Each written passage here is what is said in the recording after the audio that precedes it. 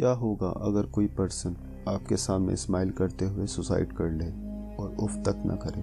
कुछ ऐसा ही होता है इस कहानी में। Hey guys, this is Nikhil and we are going to be explain of movie Smile. Movie की शुरुआत होती है एक मेंटल हॉस्पिटल में, जहाँ पर डॉक्टर रोज कॉर्टर, जो कि एक साइकाइट्रिक होती हैं, वो अपने कैबिन में टेबल पर सर रखकर बैठी होती हैं कि अचानक उनके पास स्टाफ से कॉल आता है कि उन्हें एक पेशेंट को देखना है जिसका नाम काल होता है। काल बड़बड़ा रहा होता है कि वो मरने वाली है, मैं मरने वाला हूँ, सब मरने वाले हैं। डॉक्टर रोज काल को किसी तरह शांत कराती हैं और उसे हॉस्पिटल में एडमिट कर लेती हैं। तभी वहाँ पर एक लोरा नाम की लड़की को हॉस्पिटल लाया जाता है।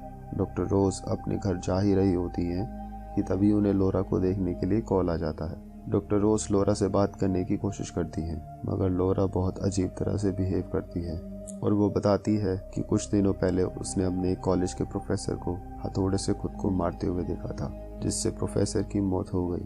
तभी से उसके साथ अजीब चीजें हो रही हैं। वो कहती है उसके आसपास के लोग उसे बहुत अजीब तरह से स्माइल करते हुए देखते हैं, जैसे कि कोई ईवल स्माइल कर रहा हो। डॉक्टर रोज उसे समझाती हैं कि ये शायद तुम्हारा वहम है, मगर लोरा चिल्लाते हुए कहती है मैं मरने वाली हूँ। तभी अचानक लोरा बहुत जोर से चिल्लाने लगती है, जैसे कि उसके पास कोई आ रहा हो। डॉक्टर रोज ये सब देखकर डर जाती हैं और स्टाफ को कॉल लगाती हैं कि तभी सब कुछ एकदम शांत हो जाता है। वो मुड़कर जब लोरा को देखती हैं तो लोरा भी एक अजीब तरह की स्माइल करती है और वास के टूटे हुए टुकड़े से अपना गला काटकर सुसाइड कर लेती है। डॉक्टर रोज को अपनी आंखों पर विश्वास नहीं होता, वो पूरी तरह से डर जाती है। तभी वहाँ पर इन्वेस्टिगेशन करने के लिए 2 पुलिस ऑफिसर आते हैं। डॉक्टर रोज पुलिस को सारा इंसिडेंट बता देती है। उसके बाद डॉक्टर रोज अपने घर चली जाती हैं। घर जाकर वो फ्रेश होती हैं और ड्रिंक पीने लगती हैं। तभी उन्हें किसी के घर पर होने का एहसास होता है और तभी अचानक उनका मंगेतर ट्रेवर आ जाता है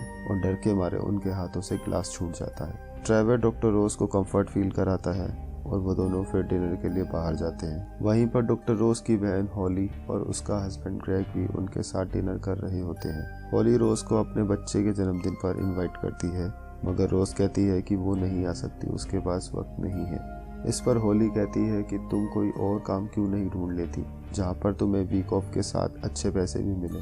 डॉक्टर रोज नाराज होते हुए कहती है उन्हें उनके काम से प्यार है और फिर रोज और ट्रेवर घर आ जाते हैं और रोज अपनी बिल्ली को खाना देती है। अगले दिन एक पुलिस ऑफिसर जिसका नाम जोएल होता है, वो डॉक्टर रोज से मिलने के लिए हॉस्पिटल आता है। वो कहता है कि अगर कोई भी हेल्प चाहिए तो मुझे बताना।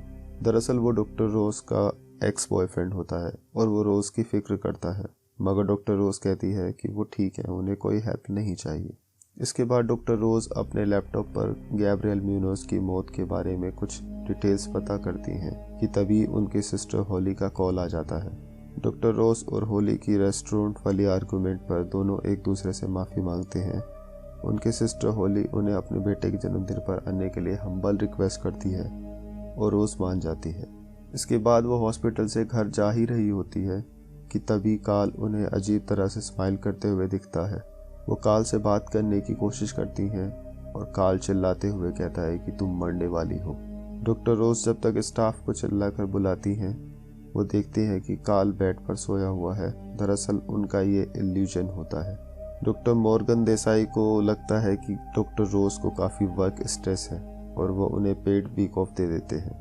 घर आते वक्त एक टॉय शॉप से अपनी सिस्टर के बच्चे के जन्मदिन पर गिफ्ट देने के लिए टॉय परचेस करती है और उसे घर आकर पैक करने लगती हैं। तभी ट्रेवर का मैसेज आता है कि वो घर आने में थोड़ा लेट हो जाएगा। उसके बाद डॉक्टर रोज ड्रिंक लेती हैं कि अचानक उनके घर का अलार्म बजने लगता है और वो डर जाती है। वो देखती है कि उनके घर का दरवाज़ा खुला हुआ है। वो अलार्म बंद कर देती हैं। फिर अचानक एक कॉल आता है और ये कॉल सिक्योरिटी सर्विस से होता है। कॉल पर जो लेडी बात कर रही होती है वो उन्हें पीछे मुड़कर देखने के लिए कहती है कि तभी अचानक वही कॉल फिर से आता है और डॉक्टर रोज बहुत डर जाती है। ये भी एक उनका इल्यूजन होता है। इसके बाद 2 ऑफिसर उनके घर पर चेक करने के लिए आते हैं, पर उन्हें वहाँ सब ठीक लगता है और वो चले जाते हैं। तभी ट्रेवर भी घर आ जाता है। फिर डॉक्टर रोज उनकी पालतू बिल्ली को खाना देने के लिए बुलाती हैं। उसे हर जगह ढूंढती हैं, मगर वो कहीं नहीं मिलती। वो थोड़ी परेशान हो जाती हैं। फिर वो लोरा से की गई बातों की रिकॉर्डिंग अपने लैपटॉप में सुनती हैं। उस रिकॉर्डिंग में उन्हें कुछ अजीब सी आवाज़ें सुनाई देती हैं। वो बार बार रिवाइंड करके सुनती है। तभी अचानक कोई ईवल स्पिरिट उन्हें डरा देती है। तभी ट्रेवर चिल्लाने की आवाज़ सुनकर दौड़कर उनके पास आता है और वो देखता है कि रोज अपने हाथ में एक चाकू लेकर खड़ी है। ट्रेवर उसे वो चाकू फेंकने के लिए कहता है। अगले दिन अपनी थेरेपिस्ट डॉक्टर मैडलीन से मिलने जाती है और जो भी उनके साथ अजीब चीज़ें हो रही होती हैं वो उन्हें बताती है। डॉक्टर मैडलीन कहती है कि ये तुम्हारे काम के स्ट्रेस की वजह से हो रहा है। तुम्हें कुछ वक्त अपने दोस्तों और रिश्तेदारों के साथ बिताना चाहिए। अगले दिन रोज अपनी सिस्टर होली के घर उसके बेटे का बर्थडे सेलिब्रेट करने के लिए वहाँ जाती है। सभी लोग अपना अपना गिफ्ट उस बच्चे को देते हैं। रोज भी उसे गिफ्ट देती है, मगर जैसे ही वो बच्चा उस गिफ्ट बॉक्स को खोलता है तो उसे रोज की मरी हुई पालतू बिल्ली मिलती है। रोज ये सब देखकर बहुत रोने लगती है, मगर वहाँ जो लोग होते हैं सब उसे अजीब तरह से देख रहे होते हैं। तभी उनमें से एक लड़की उसी ईवल स्माइल के साथ रोज को घूर रही होती है। वो लड़की जैसे ही रोज के पास आती है, रोज पीछे हटते हुए गिलास के टेबल पर गिर जाती है और बुरी तरह से इंजर्ड हो जाती है। रोज की बहन होली उसे हॉस्पिटल में एडमिट करा देती है और ट्रेवर से कुछ बात करके वहां से चली जाती है। रोज ये सब देख रही होती है। ट्रेवर रोज को घर ले आता है।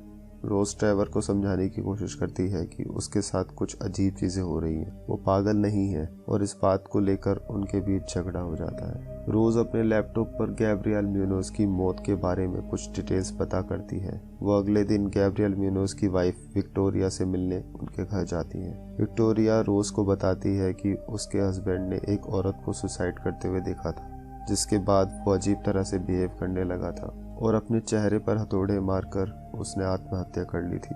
विक्टोरिया रोज को कुछ स्केचेस दिखाती है जो विक्टोरिया के हस्बैंड गैब्रियल को ईवल स्माइल दिखती थी। मरने से पहले उसने उस स्माइलिंग फेसेस के कुछ अजीब स्केचेस बनाए थे जो काफी डरावने थे। रोज वहां से निकलकर सीधा अपने एक्स बॉयफ्रेंड जोएल के पास जाती है और उसकी हेल्प मांगती है और जोएल उसकी हेल्प करने के लिए रेडी हो जाता है।